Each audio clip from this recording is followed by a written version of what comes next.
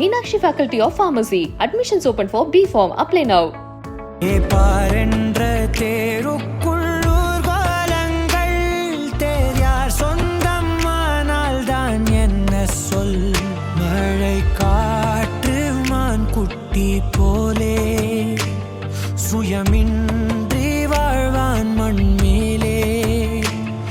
தமிழக அரசு கொடுத்த சிறந்த சிற்ப கலைஞர் விருது தனக்கு கிடைச்ச பரிசு தொகையை தன்னுடைய ஊழியர்களுக்கு கொடுத்து மனமகிழ்ந்திருக்காரு இங்க ஒரு சிற்ப கலைஞர். தனக்கு கிடைச்ச 50,000 ரூபாய் பரிசு தொகை மற்றும் நாணயங்களை வச்சு 60 ஊழியர்களுடைய குடும்பத்துக்கு மிக்சிய வாங்கி கொடுத்திருக்காரு இங்க ஒருத்தர். சிற்பக்கலைக்கு புகழ் போன ஒரு இடம் தான் மாமல்லபுரம். சென்னை பக்கத்துல இருக்கக்கூடிய மாமல்லபுரம் ஒரு சிறந்த சுற்றுலா தலமாகவும் இருக்கு. அதே சமயம் சிற்பக்கலைகளுக்கும் பெயர் போயிருக்கு. இங்க 1000க்கும் மேற்பட்ட சிற்ப கலை கூடங்கள் இருக்கு. இதுல 2000க்கும் மேற்பட்ட சிற்ப கலைஞர்கள் பணியாற்றிட்டு வராங்க.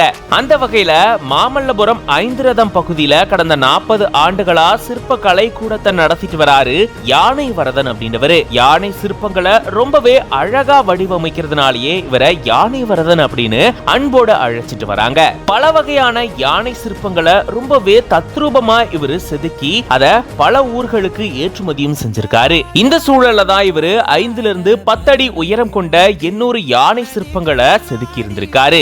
நிறைய யானை சிற்பங்கள் மற்றும் தமிழெண்ணெய் சிற்பங்களுக்காக இவருக்கு சிறந்த சிற்ப கலைஞர் விருதை தமிழக அரசு அறிவிச்சு அதுக்கான பரிசு தொகையான 50,000 ரூபாயும் மற்றும் தங்க நாணயங்களையும் யானை வரதன் அவர்களுக்கு வழங்கியிருந்திருக்காங்க.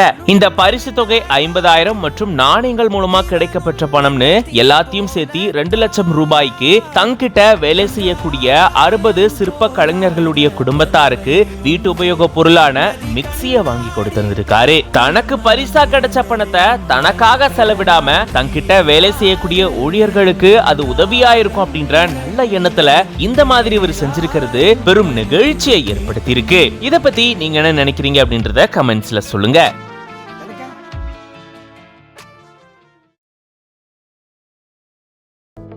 Meenakshi Faculty of Pharmacy. Admissions open for B.Pharm. Apply now.